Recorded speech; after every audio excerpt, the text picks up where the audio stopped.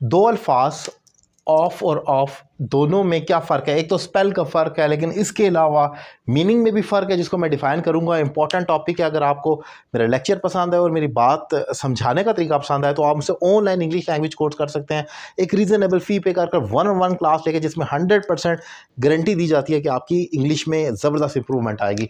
Topic है दोनों में क्या फ़र्क है। ऑफ, पहला जो ओ डबल एफ ऑफ है, इसका मतलब एक तो ये फ्रेजल वर्ब्स के तौर पर इस्तेमाल होता है।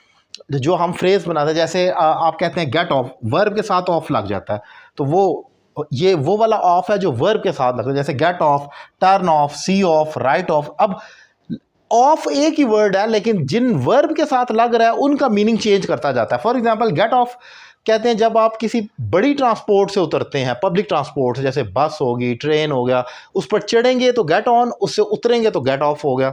इसी तरीके से टर्न ऑफ, कोई चीज़ आप इलेक्ट्रॉनिक्स की चीज़ है तो उसको ऑफ करेंगे, स्विच ऑफ करेंगे, तो वहाँ पर आप उसको टर्न ऑफ कहते हैं। सी ऑफ, किसी को खुदा हाफिज कहते हैं, आप अलविदा कहते हैं, वो सी ऑफ है। राइट ऑफ, कर्ज माफ़ करने को कहा जाता है। कोई भी कर्जा आपने लिया तो वो फॉरगिवन नहीं हो सकता, वो राइट ऑफ होगा। अब अगर इन लफ्ज़ों को सेपरेट देखा जाए, गेट का मतलब है हासिल करना, टर्न का मतलब है मुड़ना, सी का मतलब है देखना, राइट का मतलब है लिखना, लेकिन अगर इनके साथ जब ऑफ का लफ्ज़ लगता है तो इंटायरली मीनिंग चेंज हो जाता है। So this is the difference of a phrasal verb.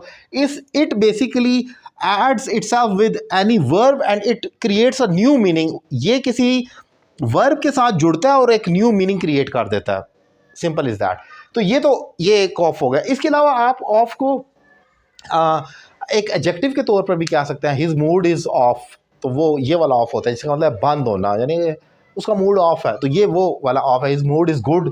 जिस तरह मैं कहूँ, अगर गुड एक एडजेक्टिव है तो ऐसे ऑफ भी एडजेक्टिव है, हालत है उसके मूड की। अब ये वाला जो ऑफ है, सिंगल एफ वाला, ये प्रपोजिशन ऑफ पोजेशन है, ये मलकियत का इजहार करता है। इसका लफ्जी तर्जमा आपका की या के जैसे लफ्ज़ ले सकते हैं।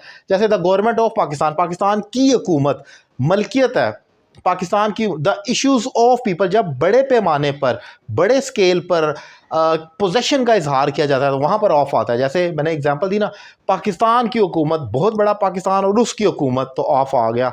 लोगों के मसाइल, बहुत ज़्यादा लोग और उनके मसाइल, तो इश्यूज ऑफ पीपल। सो ये जो ऑफ है, इसका मतलब है का की के, ये सिंपल ऑफ है, ये मलकियत का इजहार करता है। इस पर मेरा अलग से सेपरेट वीडियो लेक्चर भी मौजूद है जिसमें मैंने डिफ़ाइन किया।